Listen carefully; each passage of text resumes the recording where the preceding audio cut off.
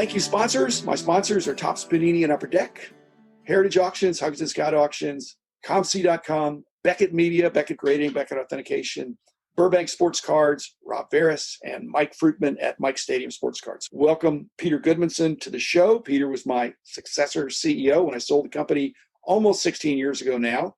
Really enjoyed interacting with him. I had a non-compete for a while and was still in the building. But Peter, welcome to the show. Thanks, Jim. I'm thrilled to be here. Give us a quick synopsis of your career before and after, probably more after. I knew of you before you came in with the group, and you were highly recommended by one of my close friends. And I wish I'd been able to work together with you more directly, because your first day was my last day. Exactly. Although I think we had a weekly meeting or so for the first 2 years or so. But yeah, so I moved to Dallas in 1996. I had a career in acquisitions and in running publishing companies. So I worked for K3 Communications, which later changed its name to Prime Media. And it was there that I first became aware of your company. But in 96, we bought a company in Dallas called Westcott Communications. And I moved down to be chief financial officer and later president of that. And then around 99 or 2000, I actually wrote you a letter. I don't know if you remember, I was inquiring if I could buy the business from my own account. And thankfully, I didn't buy it at that peak. But instead, fast forward to the end of 2004, I think it was, Charlie McCurdy, who had been my boss at Prime Media, he had formed a private equity firm called Apprise Media. And it's funny, he called me one day, and he wasn't one to just call and chat for no reason. And he just said, "Have you ever heard of a sports memorabilia publishing company?" And I said, "I only know one. It's Beckett Publications, founded by James Beckett III. And he said, "What? You're hired." He said, "Do you know it?" I said, "Absolutely, I know it. I live in Dallas. It's got a great reputation." And I told him that some years earlier, I had dreamed about getting a shot at buying it. We ended up getting the deal done, and I came in, I think it was January of 2005 when I took over the company. In the late 90s, I was in a small group of men, of presidents of companies. And one of the guys in there was a mutual friend of yours and mine. And when I got your letter, or maybe before that, he put a bug in my ear and said, "Hey, this guy's really sharp." And I had personal things going on where I really couldn't even respond to you, Peter. I want to apologize for my rudeness, but I had some other, I would say, irons in the fire, but what was in the fire were not irons. I had a fire that I was trying to contain. But then fast forward, like you say, to 2004, I was aware of you. I smiled when I found out that this group, because we had several groups interested in us, I was pretty sure nobody was going to move us out of Dallas because we had a nice office and a lease and all that stuff. But when I heard that you were the guy, I thought this could be terrific, because I wasn't looking, I was the founder, but at some point you realize I could be the founder forever, but I may not be the CEO or the owner forever. Right. And so what kind of a person would I want? And I was very happy that you were the guy. Thankfully, it was a great relationship. And I've often told people over the years that, in fact, you even asked in an early meeting, "What do you want from me?" And I said, and at the time I had children who were early teens or late single digits. I said this was a theoretical comment, but I said, "I want you to be an adult, like an adult parent, there when I need you and not when I don't." And you really did that. You were, every time I had a question, an insight, you were tremendously helpful, but you didn't bear down and look over my shoulder all the time or second guess things. And I was always grateful for that. It was a tremendous relationship, because I've been around a lot of sellers of businesses, and it really is an art. A lot don't know when to let go, or others conversely let go entirely, and you can't find them on their sailing ship somewhere out in the water when you have a question. You have the absolute balance, and then on occasion, employees will test you. In any organization, any culture, employees will test the new CEO and sometimes try to go around to the founder. And each time you very politely said, "Hey, that's a great question. Why don't you talk to Peter about it?" And that was exactly the right. You only have to do that 2 or 3 times, and the word went out that I was in charge, and you were my advisor, and that was really helpful. And I was always grateful for that. I realized something was up when the only time you ever came to my office was after 6 o'clock at night. Exactly. But no, we had a big office, and I stayed where I was, which was nice of you to let me do that. But again, I was probably ready. There were other circumstances. It wasn't purely a financial decision. It was just time for new leadership. Like I said, you were enough different from me. I say you're a quick study because you didn't have a sports card collecting background. And so you were going to bring fresh eyes to some of the processes that we had, many of which were against the grain of New York publishing. Mhm. but worked for us. Exactly. And Yeah, that's true. Yeah. And well, I had been trained, actually, Charlie McCurdy's boss, my boss who I mentioned, his boss was a guy named Bill Riley. And he had a saying, take the first 6 months to figure out what they do right before you start changing what you think they do wrong. And I've always completely bought into that idea. You have to come in with a sense of humility. I was in charge, but you have to realize what you don't know. And figuring out why things work before you try to change little things that you think don't work, that humility is very important. And I've always tried to follow that. so on the 6 month and 1 day, what did you do? Yeah, no, a lot of it was a matter of, and Beckett Publications had a very strong positive culture. And so it was very important to keep that. And there were little fiefdoms within, like any organization. We had the sports data people and the writer, the editorial staff, and ad sales. Each had a slightly different perspective, but there was definitely a strong sense of culture. In fact, another funny story I remember is we choreographed, as indeed you have to, the first day that I was introduced to the employees.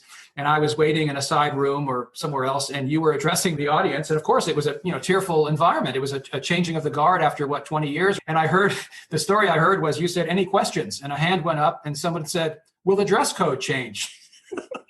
As if that was the most important item. But it was an insight into the culture that the dress code, I said in those days, there's traditional business dress, there's business casual, and there was Beckett sloppy. And we were Beckett sloppy. And so, no, and things like that, to me, are insights into the culture that were important. And so I tried to change as little of the culture as possible while in particular shifting, really empowering people. There's one thing a new leader can do after a sale is empower middle managers to take a step up.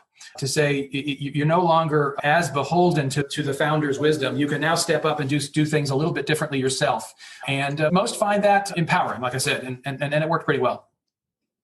Yeah, you became pretty good friends with a lot of the people that I really liked. And I thought that was cool because I don't know that, I won't say I was unapproachable because I was approachable. I was probably more approachable after my heart attack. But some of those people worked there a long time and they became dear friends. And it was really cool that they warmed up to you seemingly very quickly. Yes, no, it really was good. One thing I particularly enjoyed was the irony of a company that was disproportionately male, but our senior team was almost all female, serving an audience that was largely male. So it was very interesting. But yeah, with Claire Romano and Margaret Steele, and we hired a CFO, Jennifer LePage, from the outside. And I really enjoyed having that senior team, female team, which was funny. But then the next level down was disproportionately male, not surprisingly, given subject matter. Okay, that was the first transition. Mm-hmm. And then what happened 4 or 5 years later?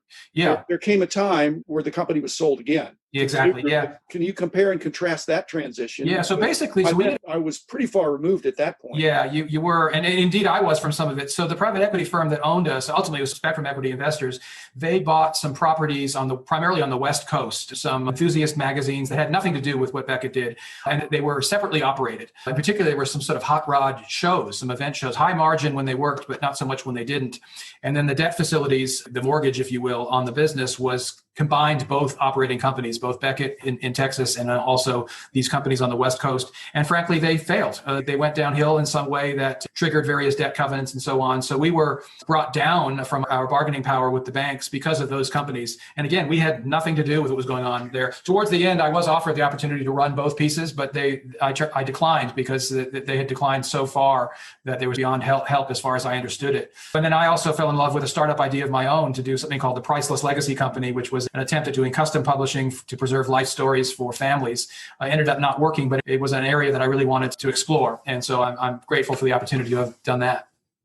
Peter, one of the challenges that I would have had working with you is that you have a really good education, you're really solid, have a Harvard MBA. I'm not unintelligent, but I made a lot of decisions that went against what people would think of me being a stats guy, that I preserved and protected some of the initiatives in our company that were losers. But we had created them. Now, I probably wouldn't have had patience for something that wasn't working that we didn't create, but I gave an awful lot of rope to some of the initiatives. And I don't think I wasn't classically trained in accounting and finance. And so I was very almost simplistic in terms of a cash basis. Is this paying the bills, or is it at least breaking even? Do we think it has a chance to blossom in the future? So I carried things a little long. And I think that was one of my concerns about bringing in somebody like you, with me being a chairman of the board. And then I'd be tying one hand behind your back to say, okay, but we can't do that because Yeah. we need to keep this because this is our responsibility to leadership in our industry to have a publication covering this field, and it's breaking even or losing money depending on how you do the accounting. If you Right. apportion the overhead a certain way, it's losing money. I'm not just blowing smoke. You did a fantastic job of detaching from that and not saying, hey, there's a sacred cow, or any other seller of lesser character could have badmouthed me behind my back about he's doing what? I can't believe you're doing that. Because we ultimately did consolidate some titles. For example, I think it was year 2 or 3, we did exit the racing space, for example. The Racing Monthly and the Racing Plus, I think, never really quite made it. And so we made the decision to exit that. We consolidated some other titles. We launched a Beckett Elite, I called it. That was my idea, the idea of high-end collectibles. We got some good support from the high-end auction houses for a while for that. And it was a beautiful looking magazine as well. I was very proud of it. But no, there's always change. And I never got the sense that there were sacred cows that couldn't be touched. Well, no, I shouldn't say that. There were sacred cows. The sacred cow was the veracity and the validity of the information, that we were in good faith, had to put out the best pricing data, the most comprehensive listings we could. And that's what we continue to do. And that was like I said, we were talking earlier, that the key to your success, in my view, and in my sort of reverse engineering of your success the first 20 years, was being an honest man in a complex industry. And we wanted to keep that brand value in particular. It's amazing when I do these interviews, things come up and I remember things that I'd forgotten. And here's a story that I don't think I've told, but when we're in the 11th hour in the negotiations with Charlie and the Apprise guys, and you're off to the side, but there came a time when they asked me for a price reduction. And I said, I didn't say hell no. I said, I'd be happy to. If you don't think the company is worth that much, you think it's worth that, then I'm happy to receive 10% less money from you, and I'll just keep 10% of the company. Yeah. And I'll be a minority partner. And that really, wait a minute. I said, I think it's simpler if I sell you the whole thing. Yeah. But at that price, I think then I'd want to retain something. If I had retained even 10%, it might have been a thorn in your side. Yeah, I think given your character, maybe not. But yeah, that was good. Yeah, but it would have been, that's the reason I couldn't really release some, because then I would have still had a financial stake in it. Yes, sure. I'd be completely, I was more concerned about the people and the brand. Yes. And I wanted your entity as well as the successor entity to do well, to have the brand be healthy, and exactly. for my people to be taken care of. Yeah. And hopefully that's the case. People have moved on. There's still people in the industry, and I'm still friends. And I think if you walked in there, they'd warmly greet you. If I walked in there, they'd warmly greet me. And like I said, if I had to pick somebody to be my successor, I only get one choice. Exactly. Thank you. No, it was a good relation. But I also remember, I think it was the National Sports Collectors Convention of 05. But we went out there and you asked me again, what do you want me to do? And I said, just walk around with me a lot. And every now and then put your hand on my shoulder. And just wanted the industry to see that we were aligned, we were in accord. And it worked. It really did work. Well, I think I wanted it to work. And I was really pleased that you made it easier for me. So I think we had a good division of labor. You did the work and I observed and kept my mouth shut. But mostly, like I said, the waiting 6 months to let things sift, we had some quirky things, but they really worked. The New York publishing consultants, they said, they'd say you're stupid to do this. And so it's working for us. And I always wondered if they were going to change some things. And I think some of the things have been changed, some for the better, but some not. At any rate, Peter, I enjoyed working with you to the extent that I could likewise keep my distance and just be friends. That was good. Perfect balance. And I can heartily recommend you. You've now sold your latest enterprise, and so you're back in the market. I'd love to see you jump back into this industry, because it would be fun. Like, you were a man of integrity and a sharp guy that I wanted to hand off to. So I didn't really have a choice, but I totally affirmed it once it happened, and I'm glad you were the guy. So thank you for taking good care of my progeny, perhaps. Exactly. For a while anyway. And again, thanks, listeners. Thanks, Peter, for being on. And again, we'll be back again with another episode. And in the meantime, enjoy collecting.